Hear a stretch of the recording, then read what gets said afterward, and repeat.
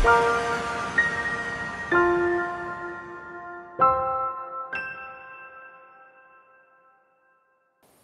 kalagitnaan na tayo ng Exodus. And nandun na tayo sa bahagi ng Exodus na isa sa pinaka-popular na parts sa Bible. Hindi lang mga Christians yung nakakaalam nito. Even mga non-Christians ay maaring familiar, maybe they memorized yung tinatawag na Ten Commandments na nakasulat sa Exodus 20.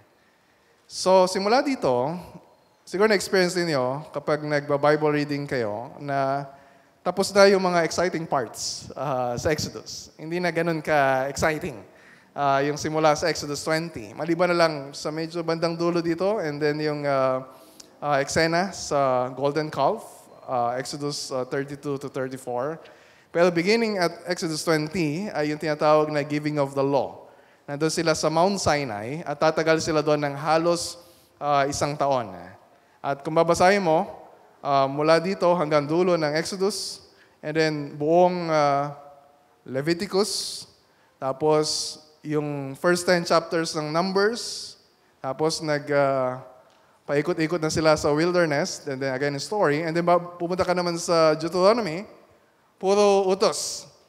Utos, utos, utos, hanggang sa dulo na ng Deuteronomy. So, kaya tinatawag yung first 5 books of the Bible, Genesis hanggang Deuteronomy, na Torah or law o kautusan.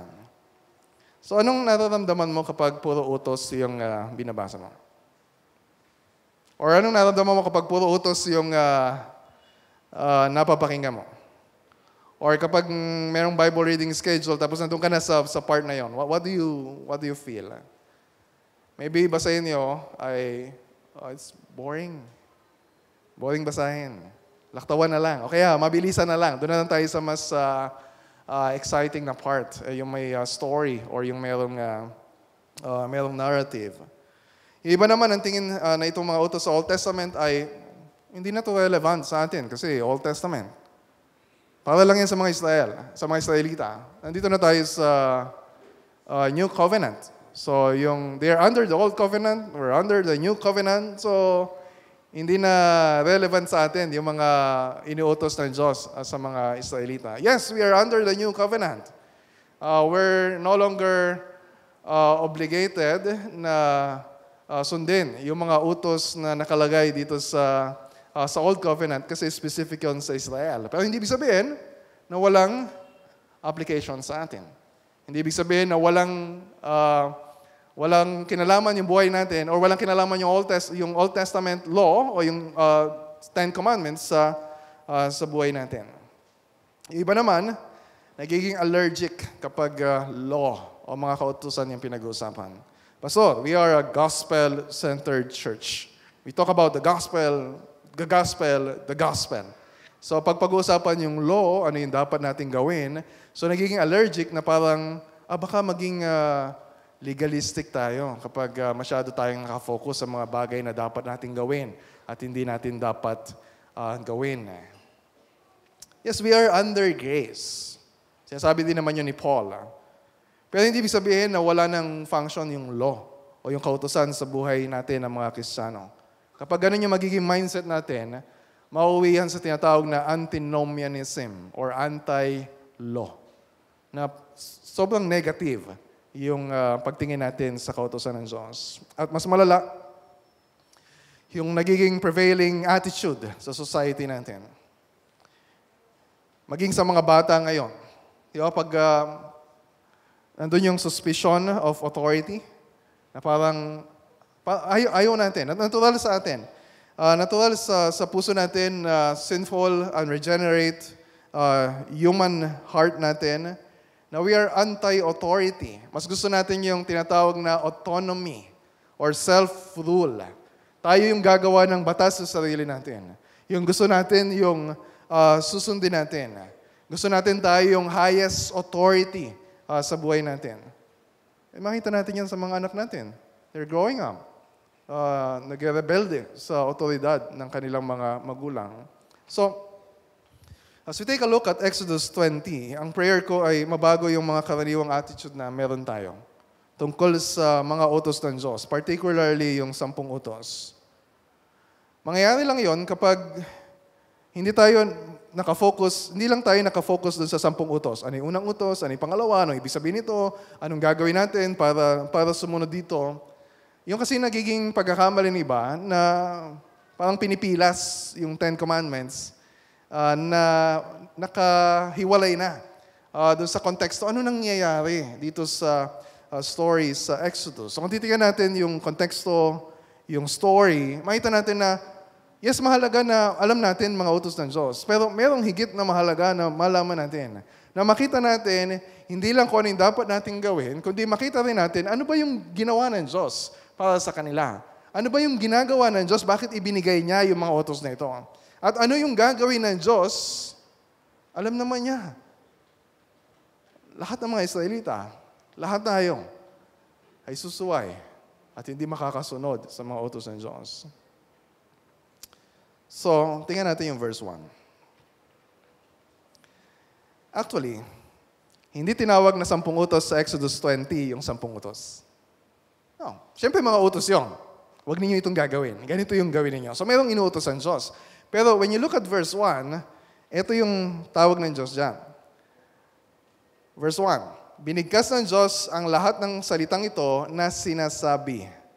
So ito ay hindi lang basta 10 utos. Ito ay 10 salita or 10 words of God. So kaya tinatawag ito na Decalogue. 10 words.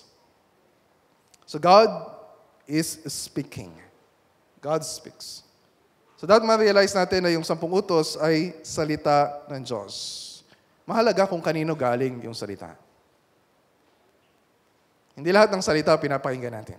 Depende kung sino yung nagsasalita.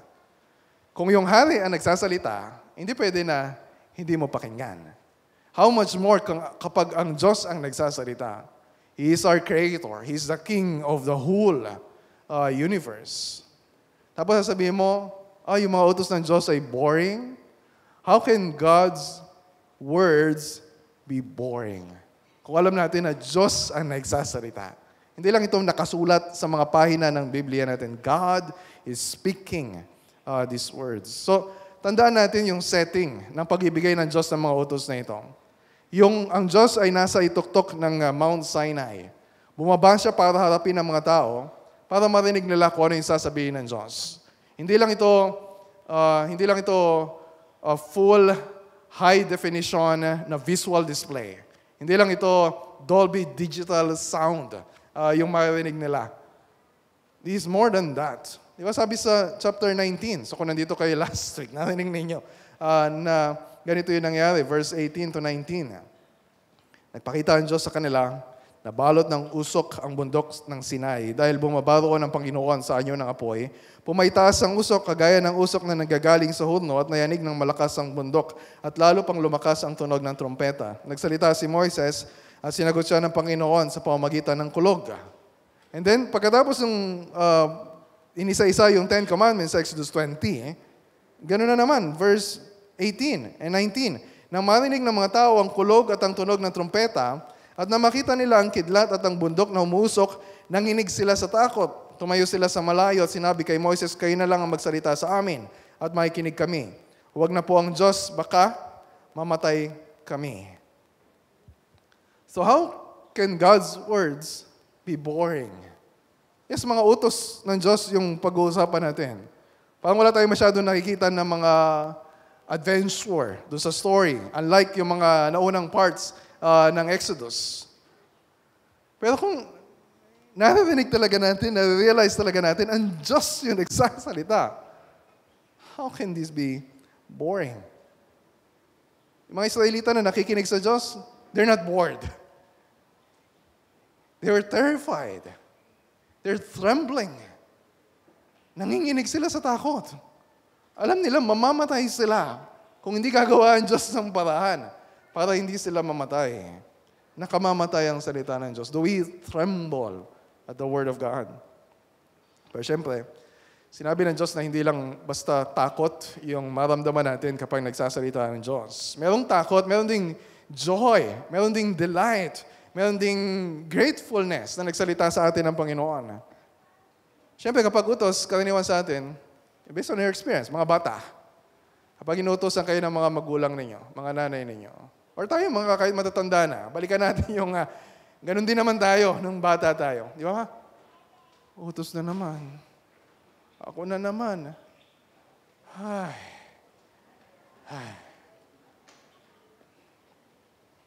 Pero kung ma-realize natin na kapag nag-utos ang Diyos, nagsasalita ang Diyos, ibig sabihin, God is revealing Himself. May pinapahayag ang Diyos tungkol sa Kanyang sarili. Ibig sabihin, yung utos ng Diyos ay regalo sa atin. So hindi lang ito basta 10 words. These are 10 gifts from God.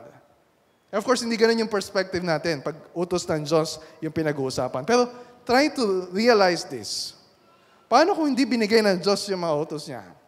Paano kung hindi nagsalita ang Diyos sa atin? Saan tayo dadamputin? Ano yung patutunguhan natin? Kapahamakan yung patutunguhan natin kapag hindi nagsalita ang Diyos. So ano dapat yung response natin sa salita ng Panginoon? Ano dapat yung response natin kapag nalaman natin na itong 10 utos ay salita ng Diyos? Sabihin natin sa Kanya, Lord, salamat po. Dahil ipinapaalam mo sa amin kung anong gusto mo. Dahil pinapakilala mo sa amin ang sarili mo. Like yung psalmist sa Psalm 119. Di ba sinabi niya doon na, oh, how I love your law. I delight in your law. Do I have that kind of delight and joy? Kapag mga utos ng Diyos yung babasahin natin o papakinggan natin? So far from being boring or irrelevant sa atin or negative, ang mga utos ng Diyos ay mahalaga. Regalo ng Diyos para sa atin. So dapat merong serious joy every time we listen to the Word of God. Merong serious joy every time pag-aaralan natin yung 10 Commandments, katulad ng ginagawa natin ngayon. Pangalawang bagay na dapat nating ma-realize, before we dive in, wala pa po tayo dun sa 10 utos. Before we dive in, dapat ma-realize natin na nagkasalita ang Diyos at yung sinasabi niya dito ay hindi paraan para sa kaligtasan. Hindi ito paraan para mailigtas natin yung sarili natin, na tayo yung gagawa. Ito ay para sa kabanalan. Mahalaga yung mga utos ng Diyos. And we need to realize, hindi mga utos ng Diyos ang problema. Ang problema ay yung puso ng tao na makasalanan. Romans chapter 7 verse 12, ang kautusan ay banal at ang bawat utos ay banal, matuwid at mabuti. Mabuti kasi yung utos ay galing sa Diyos. Walang nanggagaling sa Diyos na hindi mabuti. Pero, yes, the law is good. Pero wag nating iisipin na intensyon ng Diyos, kaya binigay yung 10 utos ay para maligtas ang mga Israelita. Na para bang mayroong mga Christians na mayroon silang mindset na dito sa Old Testament, yung paraan ng kaligtasan ay sa pamamagitan ng pagsunod sa kautusan. Salvation by works. Tapos sa New Testament, ang paraan ng kaligtasan ay salvation by grace through faith in Christ. No. Yung paraan ng kaligtasan sa Old Testament, sa New Testament, ay parehong salvation by grace through faith. Not by works. So makita natin na yung framework ng pag-ibigay ng Diyos ng utos sa kanila, ang ginamit ay yung tinatawag na covenant. Nabanggit ko na ito last week. Na yung pattern dito ay hawig na hawig sa pattern na familiar yung mga Israelita at iba pang mga bansa na malapit sa kanila sa ancient Near East. Na mayroong isang hari na makikipagtipan sa kanyang mga nasasakupan. Tapos mayroong tinatawag dun sa treaty na yon na yung unang part ay tinatawag na preamble, na doon pinapakilala kung sino yung mga partido doon sa tipanan. Pagkatapos ng preamble ay mayroong tinatawag na historical prologue. Ano yung ginawa ng hari para sa kanila? Kaya nagkaroon sila ng ganong klaseng covenant. Ganito yung makita natin sa verse 1 and 2 sa verse 2 ng Exodus 20. Bago yung 10 Commandments sa verse 3. Sabi dito, ako si Yahweh. So ito yung preamble. Ako si Yahweh, ang iyong Diyos na naglabas sa iyo. Historical prologue. Naglabas sa iyo sa Ehipto at nagpalaya sa iyo mula sa pagkaalipin. So binigay pa ng Diyos yung 10 Commandments sa kanila para sabihin na, okay, kapag sinunod ninyo ang mga ito, ay mararanasan ninyo ang pagliligtas ko. No. Naranasan muna nila ang pagliligtas ng Diyos sa kanila mula sa pagkakaalipin sa Ehipto, and they're now in a relationship with God. Bago pa yung pag-ibigay ng Ten Commandments. So yung mga utos ay hindi paraan para magkaroon sila ng relasyon sa Diyos. Ang mga utos na ito ang magde-define kung anong klaseng buhay ang dapat nilang ipamuhay to reflect the image of God sa mga bansa na hindi kumikilala kay Yahweh. Hindi ito paraan para sila ay maligtas. Wag nating iisipin na yung mga utos ng Diyos sa atin din ngayon ay paraan para tayo ay maligtas. And of course, merong mga conditions dito sa kautusan ni Moises na binigay ng Diyos na kapag sumunod sila, ito yung mga covenant blessings na may experience nila. Kapag sumuway sila, ito yung mga sumpa na mararanasan nila o yung parusa ng Diyos. Pero never na pinlano ng Diyos na itong mga utos na ito ay paraan for them to gain favor with God. That's anti-gospel. Every time na iniisip natin yung mga ginagawa natin na pagsunod, paglilingkod sa Panginoon, mabuting gawa ang paraan para mas mahalin tayo ng Diyos, para mas patawarin tayo ng Diyos, para mas maging katanggap-tanggap tayo sa Diyos. Yun ang tinatawag na legalism. Iniligtas tayo ng Diyos hindi sa pamamagitan ng pagsunod natin sa mga utos ng Diyos. At sino ba naman sa atin ang makasusunod sa lahat ng utos ng Diyos? It's really impossible for us. Iniligtas tayo ng Diyos sa pamamagitan ng perpektong pagsunod ni Kristo, yung ginawa ni Kristo na pagsunod sa mga utos ng Diyos at sa pag-ako niya sa parusa sa kasalanan natin as our substitute. So, hindi paraan ang kautusan para tayo ay maligtas. Pero wag nating isipin, hindi naman pala paraan para maligtas tayo. So, parang sobrang negative na yung function ng law sa atin. Na parang wala nang kinalaman sa buhay natin. Basta Christian na tayo, wala nang halaga yung law. No. Wag nating pag-aawayin yung gospel at law. Wag nating pag-aawayin yung mga utos ng Diyos at yung mabuting balita ni Kristo. Hindi magkaaway yun. Mahalaga pareho. Merong kaugnayan. Pero iba yung disenyo ng Diyos.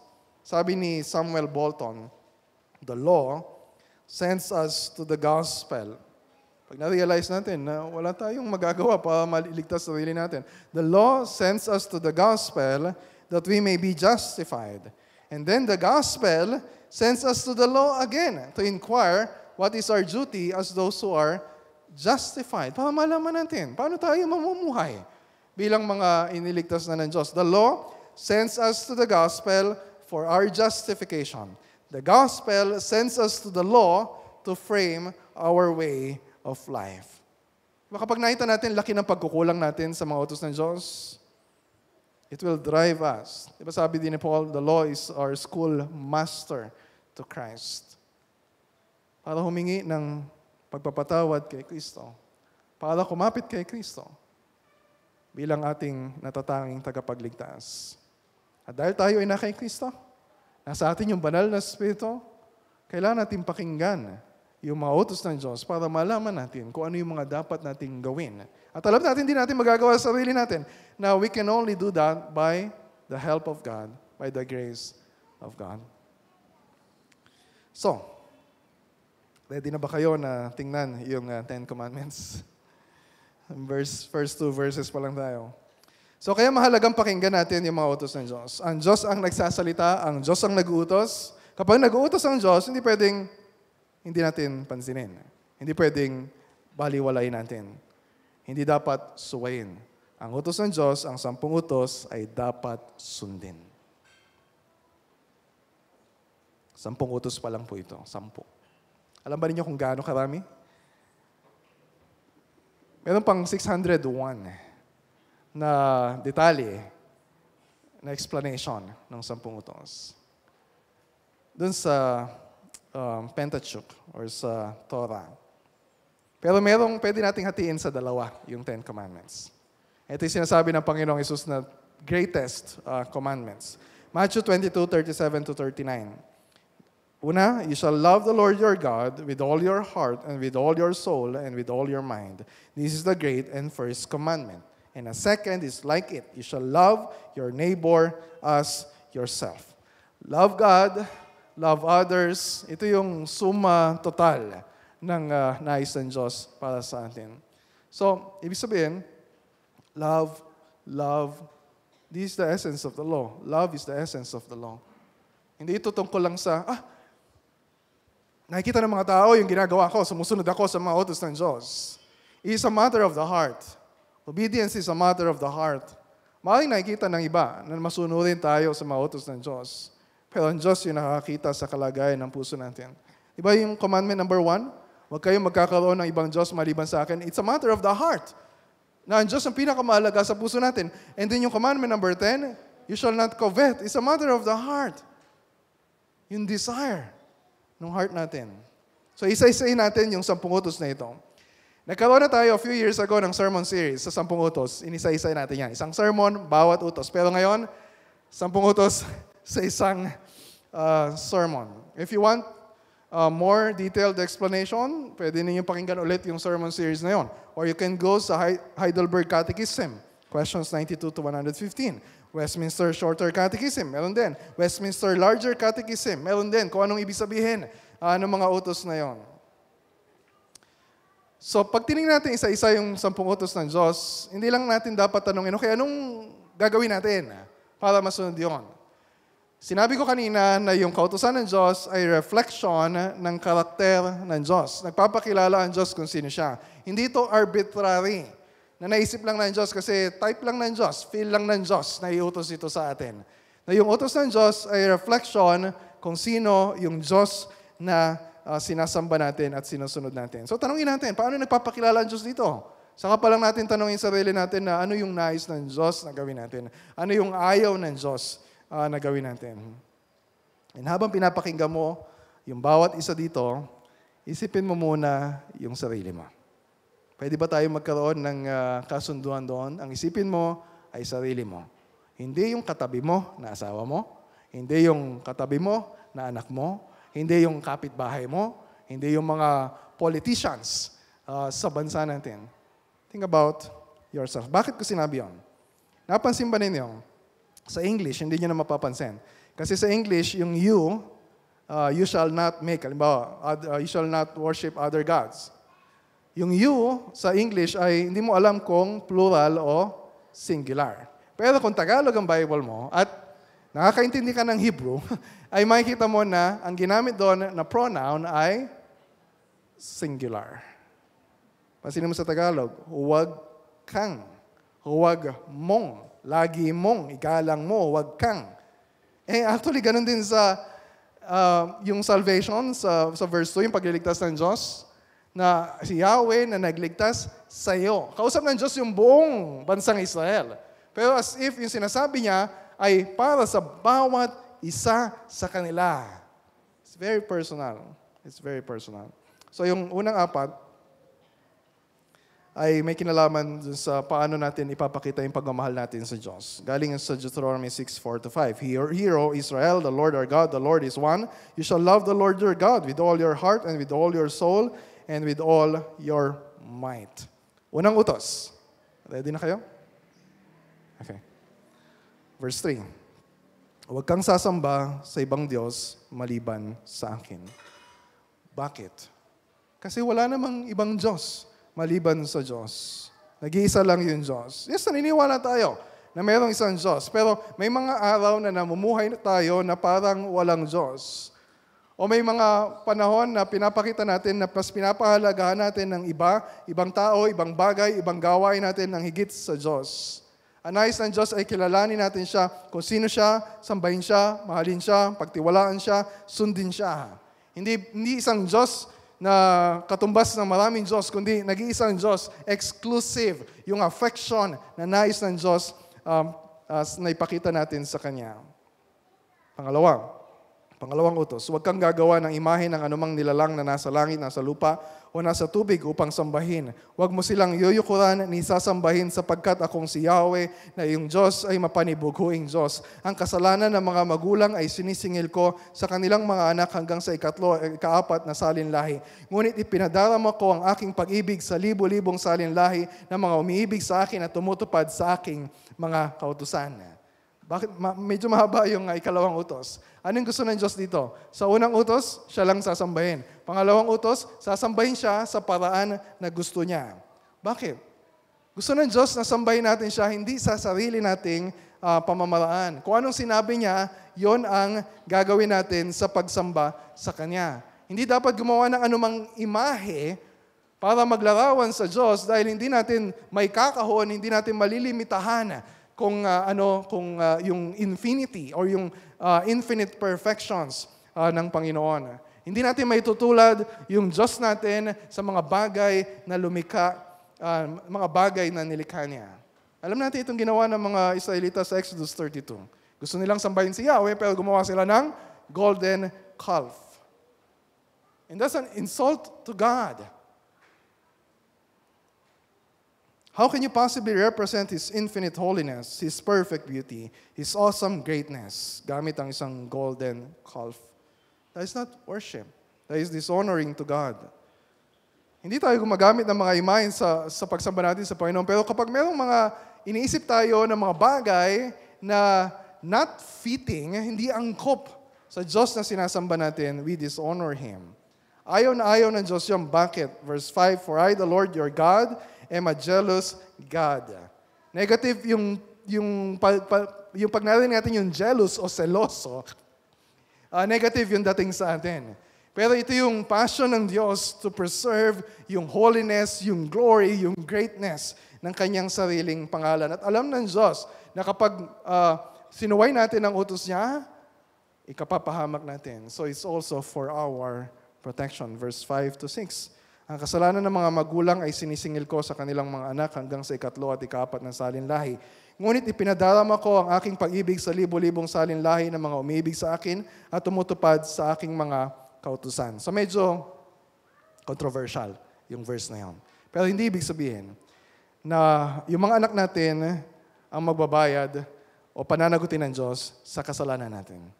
Pinapakita lang dito, lahat tayo, ang lahat ng parusa ng Diyos sa kasalanan ay dahil sa kasalanan natin, hindi dahil sa kasalanan ng iba. Pinapakita lang dito yung far-reaching consequences ng pagsuway natin sa Diyos at yung consequences din ng pagsunod natin sa Diyos. Hindi lang sarili natin yung naapektuhan, pati yung pamilya natin at yung mga susunod pa na henerasyon.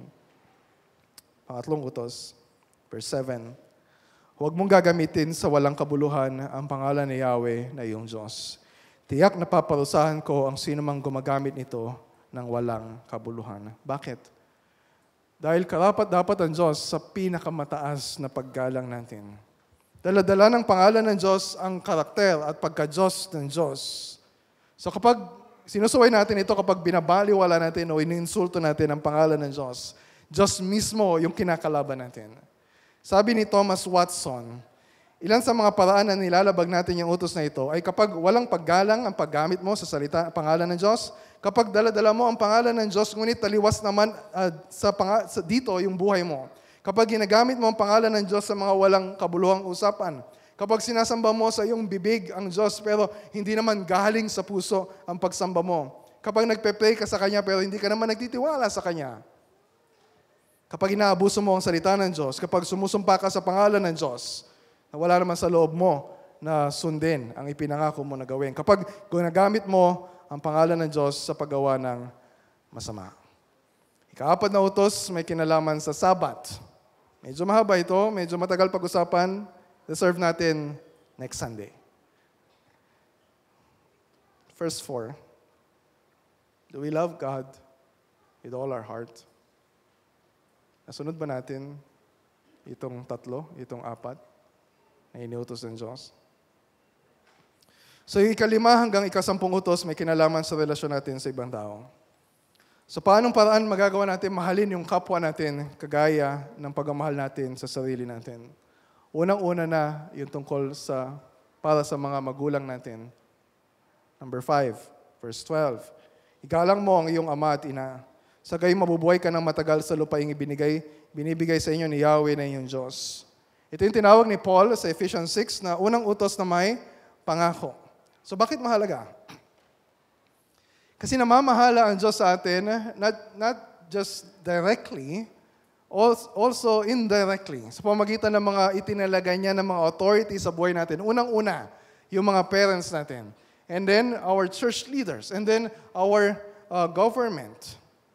So, sagot ng Heidelberg Catechism, doon sa question na may kinalaman sa ikalimang utos, ano yung hinihingi ng Diyos dito sa fifth commandment? Na ipamalas ko ang paggalang, pag-ibig at katapatan sa aking ama at ina at sa lahat ng mga may kapangyarihan sa akin. Magpasakop ng may nararapat na pagsunod sa kanilang mabuting tuntunin at pagtutuwid at pati na rin ang pagtsatsaga sa kanilang kahinaan at kakulangan dahil kalooban ng Diyos na tayo pangasiwaan sa pamamagitan ng kanilang kamay. Hindi lang mga anak natin ang sumusuway sa utos na ito.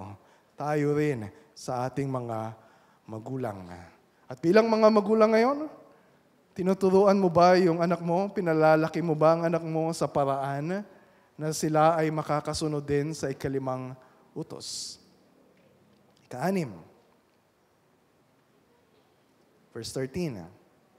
Huwag kang papatay. Bakit? Dahil ang Diyos ang may bigay ng buhay natin. Siya yung pinanggagalingan ng buhay natin at nagpapahalaga sa buhay ng tao. Ang Diyos din yung may karapatang bumawi sa buhay natin. So sagot ng Westminster Larger Catechism, dito sa question na ano ibig sabihin itong huwag kang papatay, anong pinagbabawal ng Diyos, kasali dito yung pagpatay sa sarili or suicide, pagpatay sa iba tulad ng murder, homicide at abortion, maliban na lang kapag matter of public justice or lawful war or necessary defense or self-defense. And ito yung part ng Ten Commandments na, meron din akong nasunod sa 10 utos. Wala pa akong napapatay na kahit isa. But when you read yung sinasabi ni Christ sa Matthew chapter 5, kasama din dito yung makasalanang galit sa puso natin. Yung hindi natin pagpapatawad sa ibang tao, yung pagkainggit natin, yung desire na magiganti o may masamang mangyari sa iba. Yung wala ka ng ibang inisip kundi sarili mo, wala kang pakialam kung anong mangyari sa iba, kung puro unhealthy yung kinakain o ininom mo, you're killing yourself, o kung pinapatay mo na yung sarili mo sa sobrang trabaho, ay marami pang paraan. Kung paano natin dapat pahalagahan yung buhay na bigay sa atin ng Diyos. Are you still okay?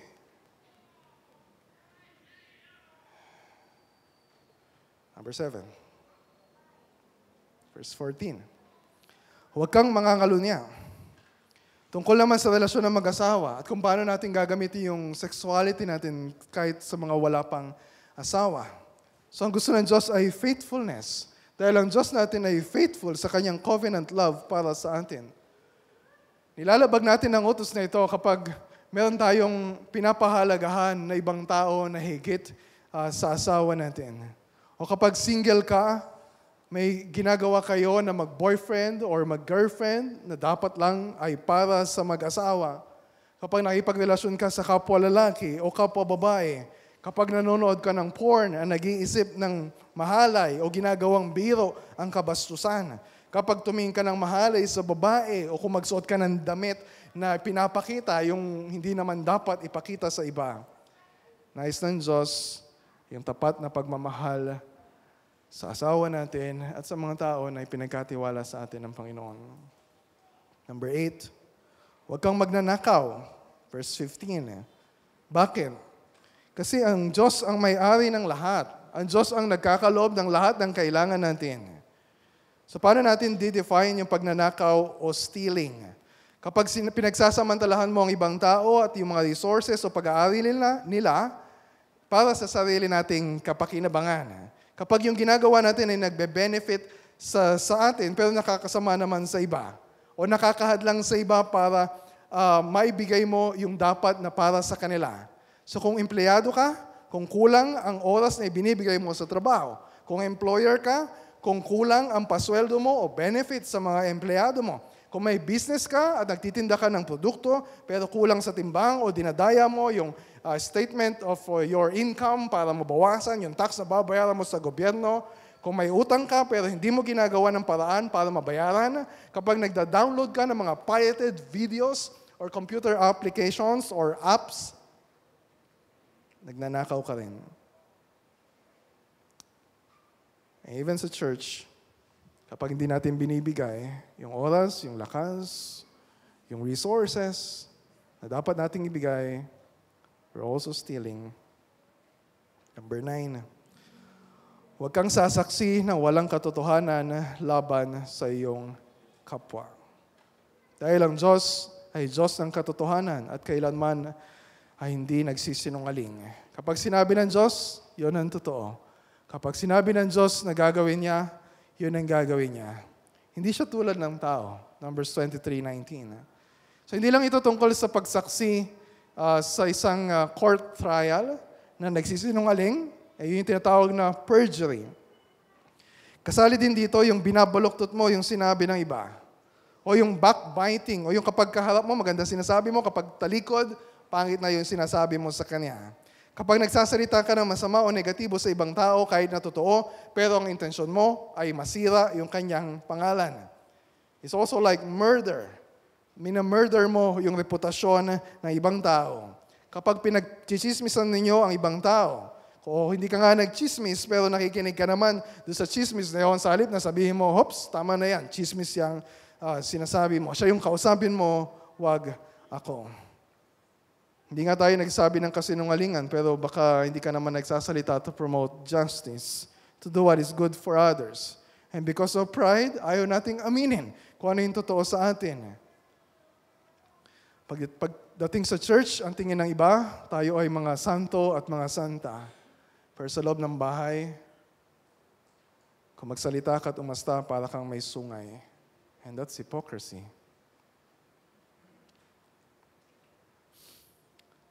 Sabihin natin, hindi ko naman ginagamit yung dila ko para magsabi na masama. Pero ginagamit ba natin yung dila natin para sa ikabubuti na iba?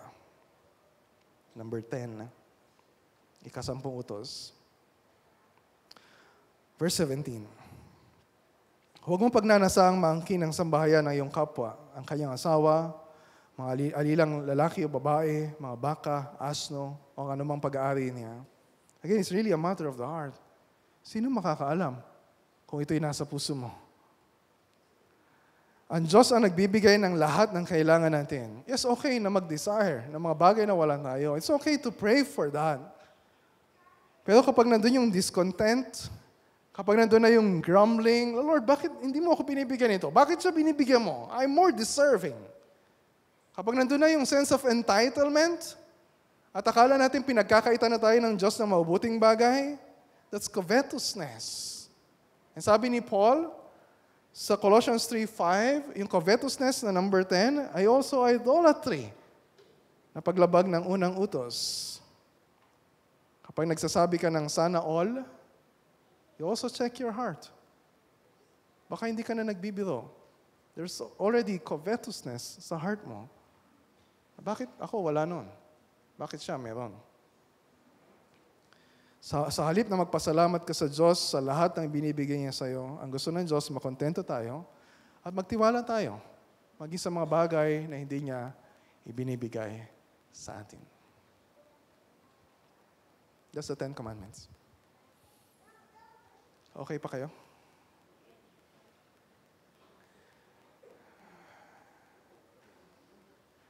Kung okay ka pa, maybe you're not listening.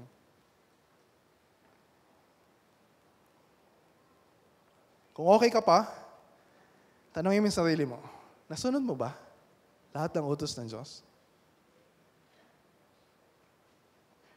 Siyempre hindi. Wala naman sa ating magkasabi na nasunod ko lahat ng utos ng Diyos. Sabihin natin, nobody's perfect. So we still excuse ourselves. Baguhin natin yung tanong. Meron ka bang nasunod? Kahit isa sa 10 utos. Kahit isa lang. Just one. Perfectly. Wholeheartedly. All the time. Wala.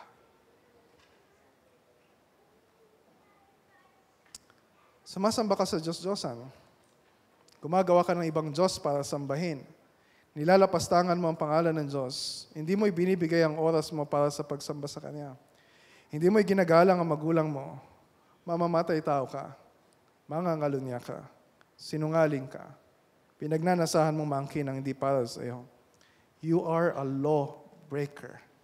I am a lawbreaker. We are all lawbreakers. Araw-araw nating sinusuway ang utos ng Diyos sa isip, sa salita, at sa gawa. So now, you'll understand kung bakit ganon yung pakiramdam ng mga Israelita sa verse 18. Natakot sila na nagsasalita sa kanila ang Diyos. Sinabi nila kay Moises, ikaw na lang magsalita sa amin. Wag na ang Diyos kasi mamamatay kami. When you are confronted with the holiness of God, at bawat isa sa mga utos ng Diyos ay expression ng holiness ng Panginoon, at makita mo yung sarili mo na hindi ka lang little sinner, hindi ka lang better than other sinners, you are a worse sinner. Kung ikukumpara mo yung sarili mo sa pamantayan ng Diyos, we all deserve to die. Lahat tayo, ang dapat na kabayaran ng kasalanan, sabi ni Paul sa Romans 6:23, ay kamatayan. Dahil tayong lahat ay nagkasala sa Diyos. We deserve to die. We all deserve to die. Pero sabi ni Moises sa kanila, huwag kayong matakot. Sinusubok kayo ng Diyos para magkaroon kayo ng takot sa Kanya. Para hindi kayo magkasala. Bakit tayo nagkakasala? Hindi dahil ignorante tayo sa mga utos ng Diyos. Alam natin yung mga utos ng Diyos. Nagkakasala tayo because there's no fear of God in our hearts.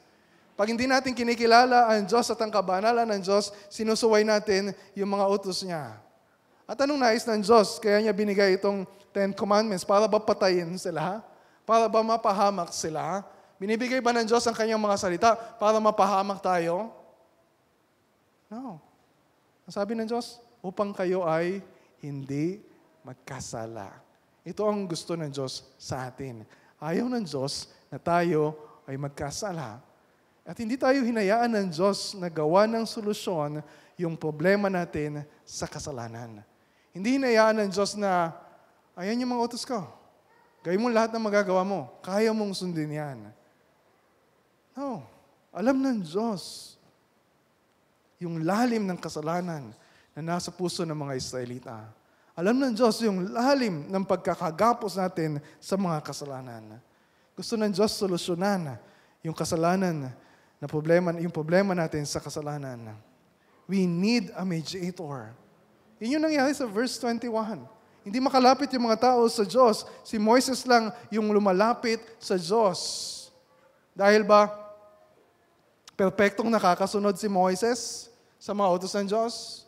Dahil ba si Moises ay mas banal kaysa sa kanila? No, dahil si Moises ang itinalaga ng Diyos na kanilang tagapamagitan. But we need someone greater than Moses. Dahil si Moses ay makasalanan din.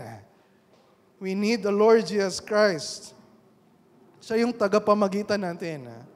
Siya yung sumunod sa lahat ng utos ng Diyos perfectly, all the time, wholeheartedly.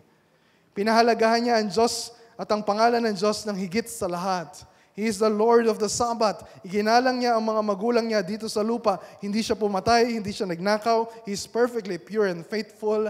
Tapat ang lahat ng salita niya. Nasunod niya ang lahat ng kalooban ng Diyos.